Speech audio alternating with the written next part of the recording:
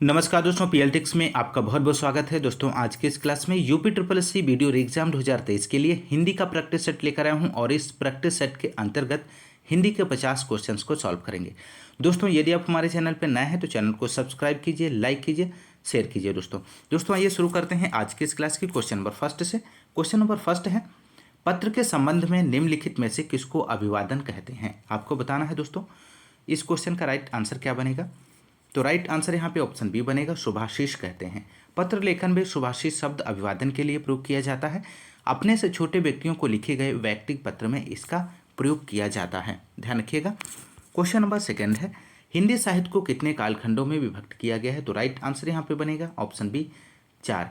हिंदी साहित्य के इतिहास को 4 कालखंडों में विभक्त किया गया है, आदिकाल, भक्तिकाल, रेतकाल और आधुनिक काल।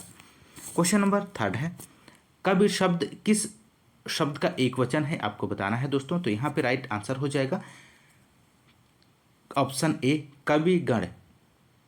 कविगण बहुवचन शब्द है जिसका एक वचन रूप कवि है। क्वेश्चन नंबर 4 है, निम्नलिखित में से कौन सा स्वर सब्रत है? तो यहाँ पे इस क्वेश्चन का राइट आंसर बनेगा ऑप्शन सी, इसका सही जवाब हो जाएगा।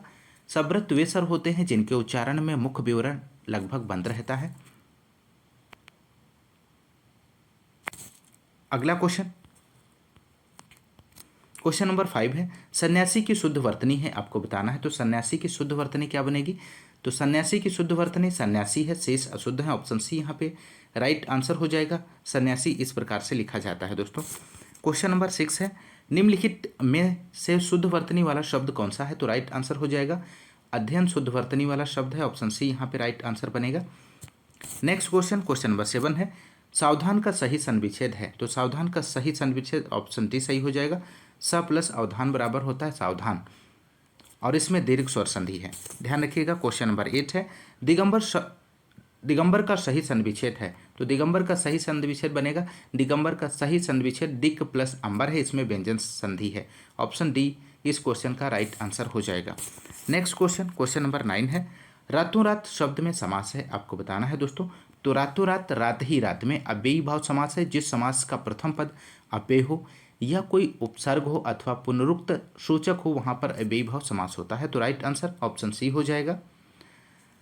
बढ़ते हैं नेक्स्ट क्वेश्चन की ओर। क्वेश्चन नंबर 10 है, सतसई किस समास का उदाहरण है? आपको बताना है। तो सतसई शब्द का समास विग्रह है 700 दोहों का समूह। इसमें द्विग समास है, द्विग समास का पहला पद संख्यावाचक विशेषण होता है। तो राइट आंसर ऑप्शन डी हो जाएगा इस क्वेश्चन का। क्वेश्चन नंबर 11 है, प्रज्ञ में उपसर्ग है। तो प्रज्ञ में आपको बताना है किस उपसर्ग का प्रयोग हुआ है। तो प्रज्ञ शब्द में प्रा उपसर्ग का प्रयोग किया गया है, ऑप्शन बी यहाँ पे राइट आंसर हो जाएगा। क्वेश्चन नंबर 12 है, निम्नलिखित में से किस शब्द में उपसर्ग का प्रयोग नहीं है? आपको बताना है। तो राइट आंसर बनेगा प्रश्न शब्द में उपसर्ग का प्रयोग नहीं हुआ है, ऑप्शन ए यहाँ पे राइट आंसर हो जाएगा। और शेष सभी ऑप्शंस में प्रतिष्ठा में भी उपसर्ग का प्रयोग किया गया है, प्रति प्लस स्था प्रति उपसर्ग है इसमें, और अधिकार में अधि प्लस कार में अधि उपसर्ग है, और संस्कार में सम प्लस कार सम उपसर्ग का प्रयोग हुआ है, तो ध्यान रखिएगा। क्वेश्चन नंबर 13 है, बैठक शब्द में कौन सा प्रत्यय है? तो बैठक शब्द में का प्रत्यय है, ऑप्शन डी यहाँ पे राइट आंसर हो जाएगा इस क्वेश्चन का। नेक्स्ट क्वेश्चन, क्वेश्चन नंबर 14 है, निम्नलिखित शब्दों में से तत्सम शब्द कौन सा है? आपको बताना है। तो राइट आंसर हो जाएगा अग्नि तत्सम शब्द है, ऑप्शन डी यहाँ पे राइट आंसर हो जाएगा, और इसका तद्भव आग है, ध्यान रखिएगा। क्वेश्चन नंबर 15, निम्नलिखित में से कौन सा शब्द तद्भव नहीं है? तो राइट आंसर बनेगा अधर तत्सम शब्द है, ऑप्शन बी यहाँ पे राइट आंसर हो जाएगा दोस्तों। और दांत, आँख और कान तद्भव शब्द हैं दोस्तों। अगला क्वेश्चन, क्वेश्चन नंबर 16 है, घोड़ा शब्द का तत्सम रूप है। तो घोड़ा शब्द का तत्सम रूप क्या बनेगा? तो घोड़ा शब्द का तत्सम रूप घोटक होता है, और अश्व घोड़ा का पर्यायवाची है, घट घड़ा का पर्यायवाची है, ध्यान रखिएगा। तो राइट आंसर इस क्वेश्चन का हो जाएगा यहाँ पे ऑप्शन सी घोटक। क्वेश्चन नंबर 17 है, तद्भव शब्द का चयन कीजिए। तो तद्भव शब्द का चयन कीजिए, तो राइट आंसर यहाँ पे हो जाएगा निडर तद्भव शब्द है, ऑप्शन बी यहाँ पे राइट आंसर हो जाएगा, और इसका तत्सम निर्भय होता है, अन्य सभी शब्द तत्सम है, ध्यान रखिएगा। क्वेश्चन नंबर 18 है, व्यक्तिवाचक संज्ञा चुनिए। मोहन एक परिश्रमी और ईमानदार बालक है। तो राइट आंसर यहाँ पे हो जाएगा ऑप्शन ए मोहन। अगला क्वेश्चन, क्वेश्चन नंबर 19 है, तेजाब में कौन सी संज्ञा है आपको बताना है दोस्तों। तो राइट आंसर ऑप्शन सी हो जाएगा, द्रव्यवाचक संज्ञा है। तेजाब शब्द में द्रव्यवाचक संज्ञा है और जिस संज्ञा से नापतोल वाली वस्तुओं का बोध होता है उसे द्रव्यवाचक संज्ञा कहते हैं। जैसे सोना, दूध, पानी, चांदी, तेल, ये सभी संज्ञाएं हैं द्रव्यवाचक। ध्यान रखिएगा। अगला क्वेश्चन, क्वेश्चन नंबर 20 है, श्रोता के लिए किस सर्वनाम का प्रयोग किया जाता है। तो राइट आंसर यहाँ पे बनेगा इस क्वेश्चन का ऑप्शन बी, मध्यम पुरुषवाचक सर्वनाम। क्वेश्चन नंबर 21 है, प्रताप सिंह का घोड़ा काला है, इसमें काला शब्द विशेषण की दृष्टि से है। तो राइट आंसर यहाँ पे बनेगा प्रताप सिंह का घोड़ा काला है। इस वाक्य में काला शब्द में विधेय विशेषण है, तो राइट आंसर हो जाएगा ऑप्शन सी, इसका सही जवाब हो जाएगा। विधेय विशेषण क्या होता है, जो विशेषण विशेष्य के बाद प्रयुक्त होता है उसे विधेय विशेषण कहते हैं। अगला क्वेश्चन, क्वेश्चन नंबर 22 है, सीमांत पकौड़े खा रहा है, रेखांकित वाक्य में क्रिया का भेद बताइए। तो राइट आंसर हो जाएगा इस क्वेश्चन का ऑप्शन बी, सकर्मक क्रिया है दोस्तों, ध्यान रखिएगा। नेक्स्ट क्वेश्चन, क्वेश्चन नंबर 23 है, भला मैं क्या कर सकता हूं, वाक्य में भला शब्द है। तो यहां पे राइट आंसर हो जाएगा भला शब्द अव्यय है, क्योंकि इस पर लिंग, वचन, कारक आदि का प्रभाव नहीं पड़ रहा है दोस्तों। तो राइट आंसर यहां पे हो जाएगा ऑप्शन डी, इस क्वेश्चन का राइट आंसर है। नेक्स्ट क्वेश्चन, क्वेश्चन नंबर 24 है, निम्नलिखित में से अव्यय है, इनमें से आपको अव्यय बताना है। तो और यहाँ पे अव्यय है दोस्तों, ऑप्शन डी यहाँ पे राइट आंसर हो जाएगा। नेक्स्ट क्वेश्चन, क्वेश्चन नंबर 25 है, निम्नलिखित में से कौन सा शब्द यहाँ पे अरण्य का पर्यायवाची शब्द नहीं है, आपको बताना है। तो राइट आंसर यहाँ पे बनेगा सुरभोग। सुरभोग अरण्य का पर्यायवाची शब्द नहीं है, बल्कि अमृत का पर्यायवाची है। तो राइट आंसर ऑप्शन सी हो जाएगा दोस्तों। कांतार, विपिन, कानन, ये सभी अरण्य के पर्यायवाची हैं। कांतार, विपिन, कानन अरण्य के पर्यायवाची हैं, ध्यान रखिएगा। क्वेश्चन नंबर 26 है, कौन सा शब्द गणेश का पर्यायवाची नहीं है, आपको बताना है दिए गए ऑप्शंस में से। तो यहाँ पे इस क्वेश्चन का राइट आंसर बनेगा, इस क्वेश्चन का राइट आंसर यहाँ पे बनेगा दोस्तों विनायक, एकदंत,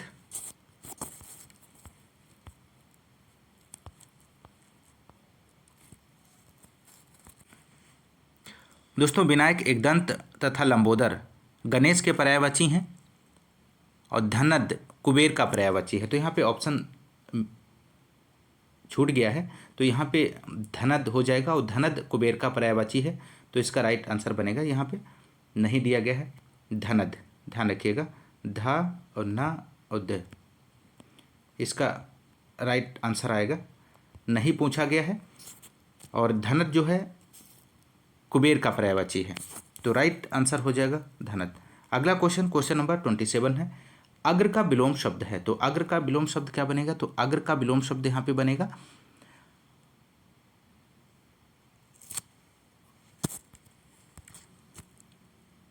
तो दोस्तों यहाँ पे इस क्वेश्चन का राइट आंसर हो जाएगा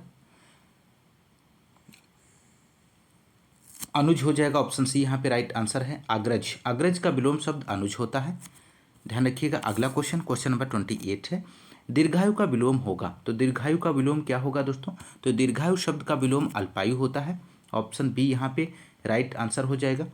नेक्स्ट क्वेश्चन, क्वेश्चन नंबर 29 है, इस वर्ष हिंदी साहित्य की आपको यहाँ पे फिल करना है, कुछ अवरुद्ध रही रिक्त स्थान भरने के लिए उपयुक्त शब्द चुने। तो यहाँ पे राइट आंसर हो जाएगा ऑप्शन बी, प्रगति। इस वर्ष हिंदी साहित्य की प्रगति कुछ अवरुद्ध रही, ऑप्शन बी यहाँ पे राइट आंसर हो जाएगा। क्वेश्चन नंबर 30 है, गांधी जी का राम राज्य का स्वप्न आज तक नहीं हुआ। तो आपको यहाँ पे फिल करना है किस शब्द का प्रयोग होगा यहाँ पे, तो राइट आंसर हो जाएगा ऑप्शन, तो यहाँ पे इस क्वेश्चन का राइट आंसर हो जाएगा ऑप्शन सी, साकार। गांधी जी का राम राज्य का स्वप्न आज तक साकार नहीं हुआ, ऑप्शन सी राइट आंसर हो जाएगा। क्वेश्चन नंबर 31 है, जिसका उपचार ना हो सके के लिए एक शब्द इनमें से कौन सा है? तो राइट आंसर हो जाएगा जिसका उपचार ना हो सके के लिए एक शब्द असध्याय है। जिसके पास कोई साधन ना हो उसे साधनहीन कहते हैं। जो परिश्रम से हो उसे श्रम साध्य कहते हैं। तो यहाँ पे इस क्वेश्चन का राइट आंसर बनेगा ऑप्शन बी, असाध्य। नेक्स्ट क्वेश्चन, क्वेश्चन नंबर 32 है।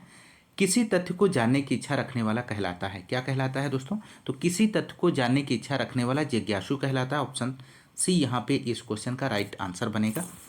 क्वेश्चन नंबर 33, अंधेर नगरी का अर्थ है। तो अंधेर नगरी का अर्थ क्या है दोस्तों दिए गए ऑप्शंस में से?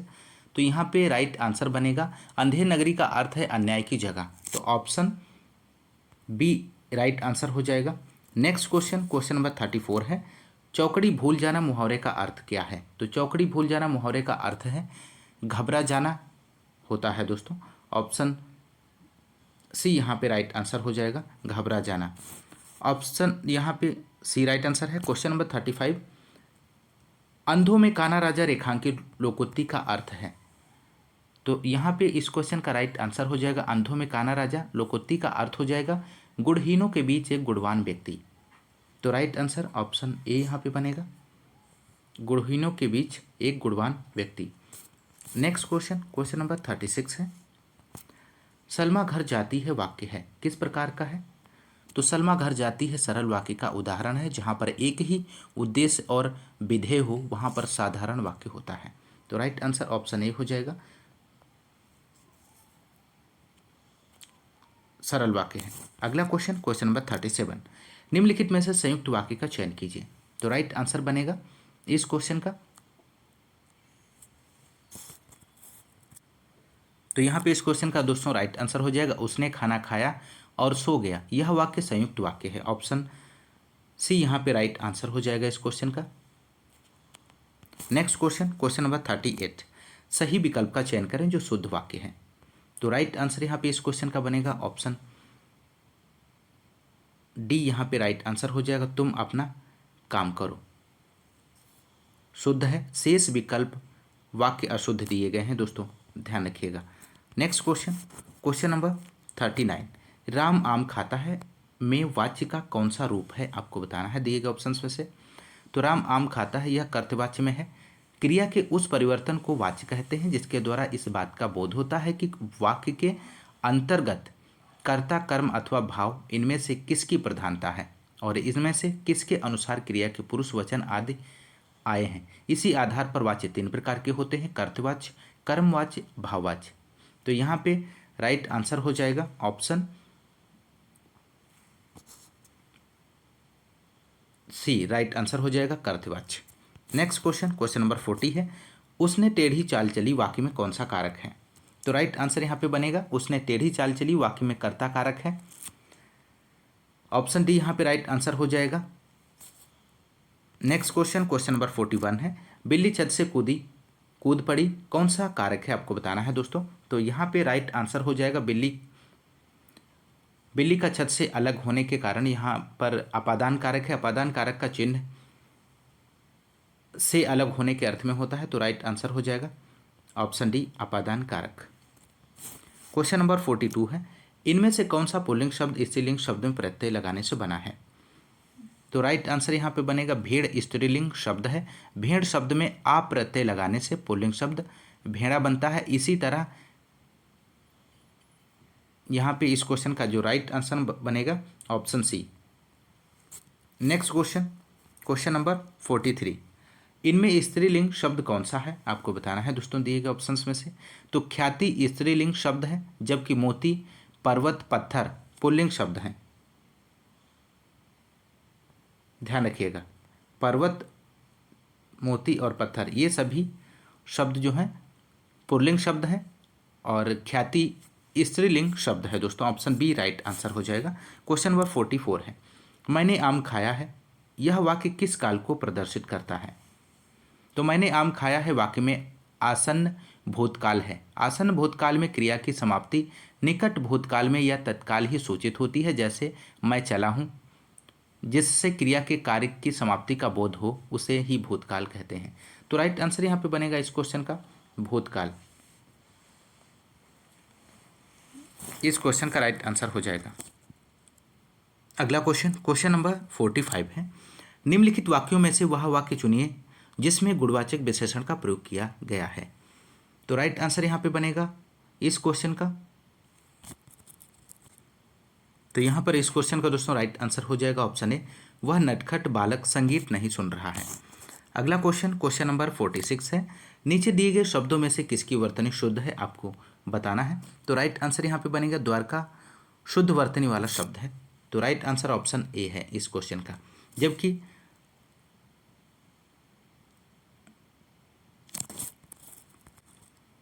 जबकि ऑप्शन बी पूज्यनीय, अंतर्ध्यान और अहिल्या ये सभी वर्तनी अशुद्ध दी गई हैं दोस्तों, ध्यान रखिएगा। क्वेश्चन नंबर 47 है।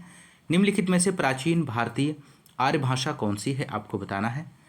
तो यहाँ पे इस क्वेश्चन का राइट आंसर हो जाएगा ऋग्वेद में भारतीय आर्य भाषा का प्राचीनतम रूप वैदिक संस्कृत है। तो राइट आंसर यहाँ पे ऑप्शन डी हो जाएगा। अगला क्वेश्चन, क्वेश्चन नंबर 48, कौन सी प्राचीन भाषा नहीं है, दिए गए ऑप्शंस में से आपको चयन करना है। तो पंजाबी प्राचीन भाषा नहीं है, ऑप्शन बी यहाँ पे राइट आंसर हो जाएगा। जबकि संस्कृत, पाली और प्राकृत, अपभ्रंश प्राचीन भाषाएं हैं, ध्यान रखिएगा। अगला question, question number 49, question number 49 है एडमिनिस्ट्रेटिव कंट्रोल का हिंदी पर्याय कौन सा है। तो यहाँ पे इस क्वेश्चन का राइट आंसर हो जाएगा दोस्तों।